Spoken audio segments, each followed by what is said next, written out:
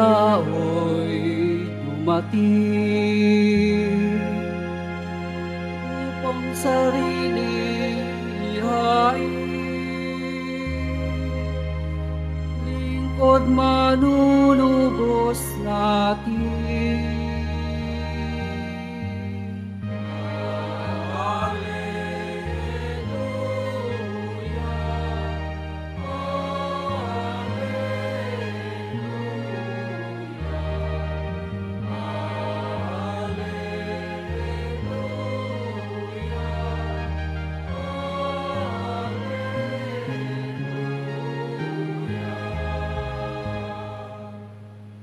Sumainyo ang Panginoon at sumaiyo rin ang mabuting balita ng Panginoon ayon kay San Marcos. Papuri sa iyo, Panginoon.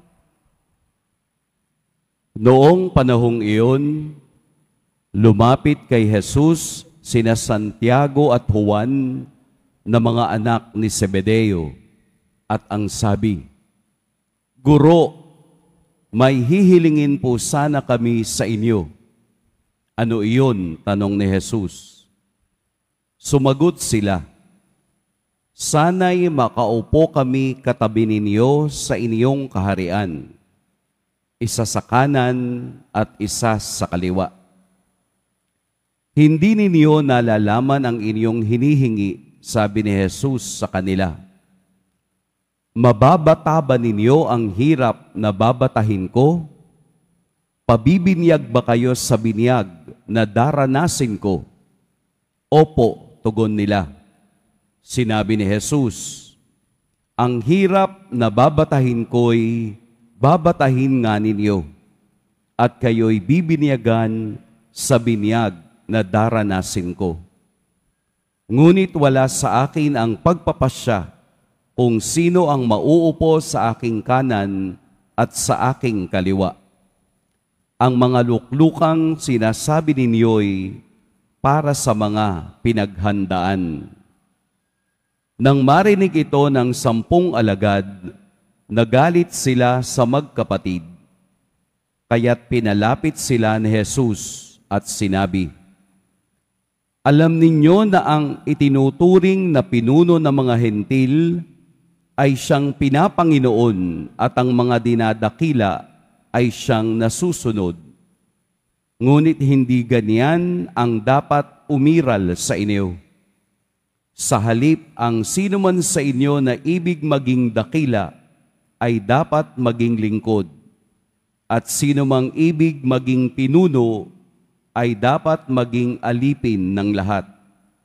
Sapagkat ang Anak ng Tao ay naparito hindi upang paglingkuran, kundi upang maglingkod at ibigay ang kaniyang buhay sa ikatutubos ng lahat."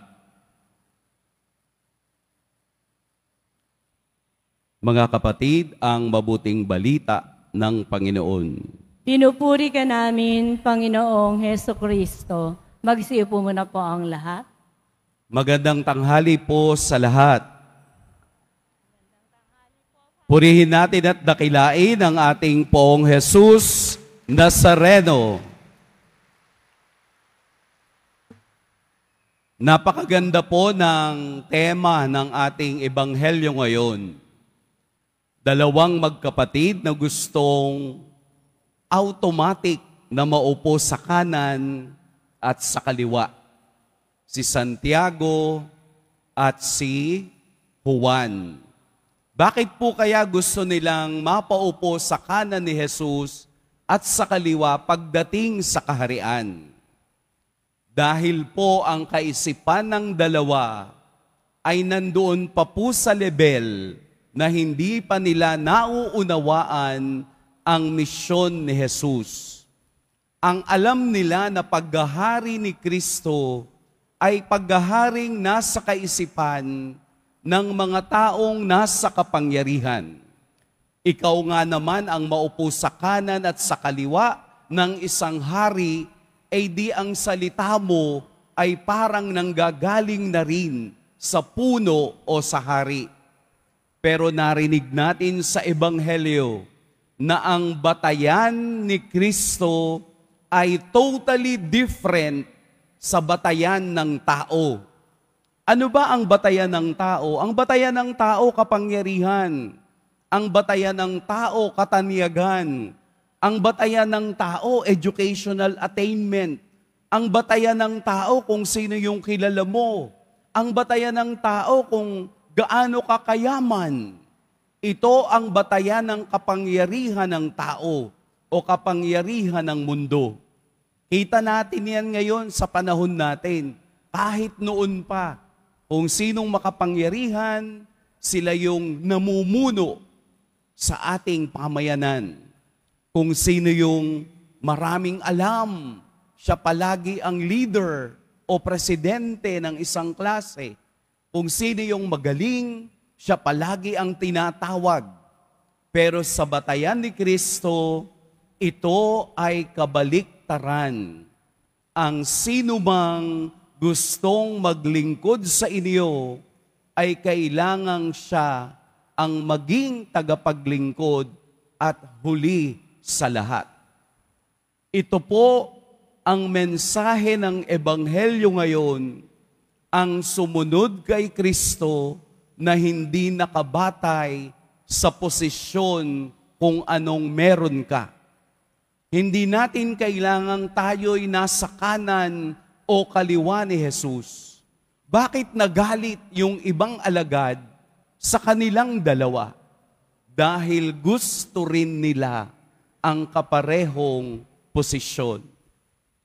Kaya nga ang pagmamahal ng Diyos ay iba sa pagmamahal ng tao. Kaya ninyong uminom sa kopa na aking iinuman at magbinyag kung papaano ako bininyagan ay mga pangungusap na nagsasabi sa mga alagad na ito na kung ano ang dinaanan ko ay siya nyo ring dadaanan upang makarating kayo kung saang luklukan kayo ilalagay sa kalangitan. At totoo ang sinabi ni Kristo. Si Santiago ang unang alagad na nagbigay ng buhay para kay Jesus. At si Juan ang huling alagad na sumaksi sa kapangyarihan at himala ng Diyos hanggang sa dulo ng kaniyang buhay. Papaano tayo maglingkod? Tayo ba ay naglilingkod dahil gusto nating maging bida o gusto natin palaging nasa itaas? Hindi po ito ang batayan ng paglilingkod. Sapagkat ang paglilingkod na tunay ay nakasalalay at umuugat sa puso ng taong nagbibigay ng lahat para sa Diyos. Sa paglilingkod sa Diyos, hindi mahalaga ang posisyon. Ang mahalaga ay debosyon. Ang mahalaga ay ang puso mo na tapat na naglilingkod, nakikita man ng iba o hindi. Katulad sa ating bahay, ano bang bagay sa bahay natin ang palaging hindi napapansin? Kapag madumi ang isang mesa, anong hinahanap ninyo? Basahan. Pero hindi pinapansin ang basahan kapag walang dumi. Pero yung basahan ang naglilinis ng lahat ng duming meron tayo sa bahay. Katulad ng ating paglilingkod, hindi man tayo pansinin ng tao, pero nakikita ng Diyos ang kahalagahan ng ating tunay na paglilingkod sa Kanya. Hindi kailangang tayo lagi yung nasa unahan.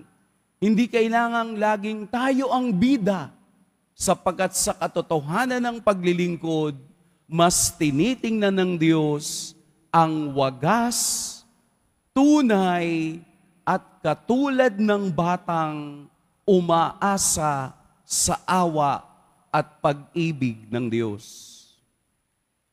Naranasan nyo na bang maging second option? Oo, ako maraming beses na po. Paano nagiging option si Father? Father, hindi po makakarating yung naka-assign na magmimisa. Pwede po bang kayo? Pwede po. Walang problema. Meron ngang isang lugar na doon sa malayong bayan, hindi nakarating yung magmimisa, graduation. So kailangan tumawag ng bagong pari. Masakit yun sabihin sa'yo, Father, pasensya na po. Second option lang kayo. Sakit pala yun, no? Marami na akong nagiging second option na mga experiences. Pero hindi mahalaga kung second option ka o third option. Pero kung paglilingkod ang pag-uusapan, lahat ng ito ay first option sa Diyos. Hindi ikaw yung magsasalmo. Pwede bang iba naman? Yung iba nagtatampo. Hindi na magsisimba o hindi nakakanta. Kasi second option lang siya. Hindi ganon. Sa mata ng Diyos at sa kapangyarihan ng kaniyang pagmamahal sa lahat, ang sa kaniya at sa mata niya, maliwanag na nakikita niya na kahit saan ka umupo, tumayo sa lugar na ito, kung ang puso mo ay wagas na naglilingkod sa Diyos, mas banal ka, mas biyaya ang tatanggapin mo dahil mas tumitingin ng Diyos sa laman ng puso at intensyon ng tao. Atin pong tingnang mabuti kung tayo ba ay katulad ni Santiago o Juan na sigurista sa kanilang gustong mangyari sa buhay. Huwag tayong pakasiguro sa sitwasyon ng paglilingkod na meron tayo. Dahil hindi palaging tinitingnan ng Diyos ang nasa una. Palagi siyang tumitingin sa wagas na puso ng taong nakikinig sa kaniyang salita. Amen. Pagpalain tayo ng poong may kapal.